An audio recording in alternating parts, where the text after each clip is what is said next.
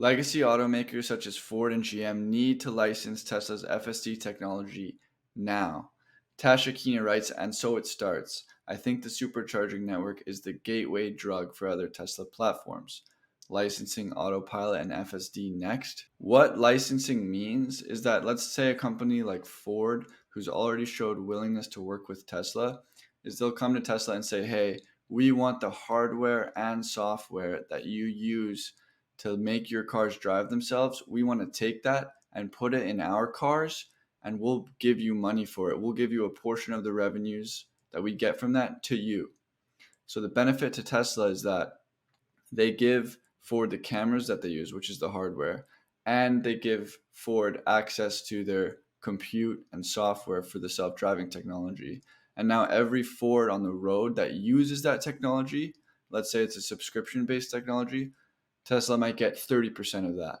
Does that make sense? The reason this would appeal to legacy OEMs is because it is very hard to do. And we already know that they don't really like doing the hard Silicon Valley software based things.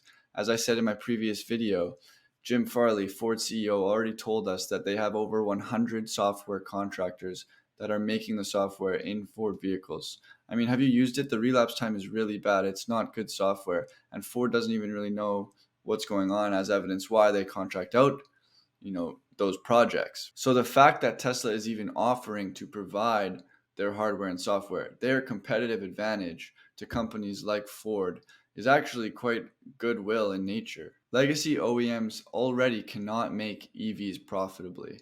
They're selling $60,000, $70,000 products, and it's costing them $150,000 to make these products. So they're already unprofitable at making EVs. And most of these legacy companies, their plan for solving full self-driving has been to use LiDAR on top of their cars, which is even more expensive, which is going to make their cars even more unprofitable. They need Tesla. And here is why they need to get started today and license with Tesla. Elon says, designing in the cameras, liquid-cooled Tesla computer, and high-security internet gateway will probably take major car companies about 3 years. Considering how long it's going to take to implement this, they need to get started today. They need to begin negotiating because FSD is getting better every day, which means more companies are going to be interested in licensing that technology. This means Tesla has more leverage in negotiations. This means they can take a larger chunk of the pie when they do agree to license. If one of these legacy companies is the first to ink a deal with Tesla, they will get the best deal. And yes, Tesla has a monopoly, but Tesla's mission statement always holds true. I mean, look at their behavior. They want to be helpful, as Elon says, as we were with making our patents available for free, as well as our Advancers charging connector. Tesla continues to stand by their mission statement, which is to accelerate the world's transition to sustainable energy. Farzad Mesbahi weighs in and says there's only two options for competitors to keep up with Tesla solving self-driving using AI. One, make a vision-only system, invest billions of dollars in hardware and compute, and gather metric tons of real-world video with your own fleet. This is what Tesla has done. It was very hard. Or option two, license Tesla's solution. Number one is just difficult for these companies. They're not based out of Silicon Valley.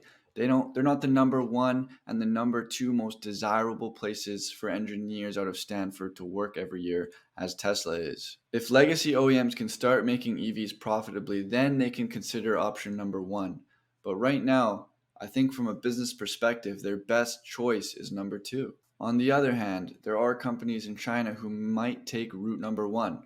Ray for Tesla says, pretty sure people at Xpeng, Li, Neo watched closely Elon Musk live streaming the FSD test drive. They're learning what Tesla is doing and they are copying. Elon Musk responds to this and says, some of them are indeed doing so, we're well aware. Part of the value of having our own hardware is that our software will only run on that specific hardware. As with Apple, you can't just copy the code or unpack the binaries. You need their hardware too. The implications of this are unbelievable. Tesla has protected what they've designed. It cannot be copied. If you want self-driving on vision only, you have to build the fleet yourself. You have to get the video data yourself. That's the reality that Tesla's created. All these companies are still in their innovation phase, while Tesla has already innovated and they are now in their scale phase. Caution code drives home this point here, and I know it's long, but it's really worth the listen. Similarly, Tesla's latest full self-driving V12 employs AI to analyze video data and generate driving code. This system minimizes human intervention and relies on vast video data. While the technology has been developed, there were instances where it acted incorrectly. To address this, Tesla needs to process an enormous amount of video data, requiring significant computational power. The company plans to achieve this by utilizing NVIDIA chips and their in-house Dojo compute clusters. In essence, Tesla's challenge mirrors its past with the Model 3. It's not about innovation anymore, but about scaling. The speed of data collection and processing will determine the global adoption rate of Tesla's self-driving technology.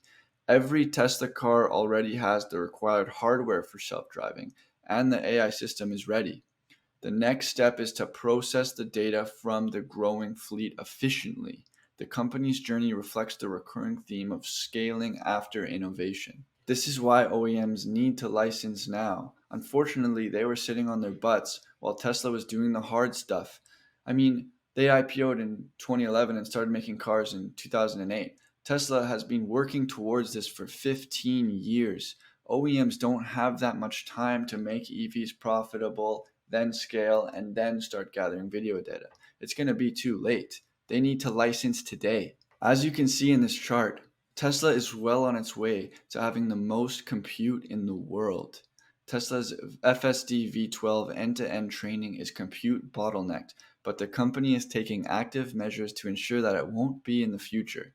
According to Elon, Tesla will spend over $2 billion in 2023 alone on training compute and will do so again in 2024. I expect the first licensing deal with FSD to happen very soon, and I do suspect it will be Ford just because of Jim Farley's propensity to kind of, if you can't beat him, join him. He consistently is talking about Elon and saying we need to be like Elon, we need to be like Tesla. And he seems to be at the forefront of the legacy OEMs who are willing to work with Tesla. I fully expect a licensing deal to happen with Tesla FSD very shortly. And the implications of that, the snowball effect, how when one company does it, all the other companies come right after and start talking with Tesla. This is what happened with the Tesla Superchargers NACS port. Ford said, hey, we're going to adopt Tesla's charging port, and Tesla is going to open up their superchargers. And since then, 15 other companies have inked a deal with Tesla to also be allowed access to those charging ports. The exact same thing is going to happen with Tesla full self-driving.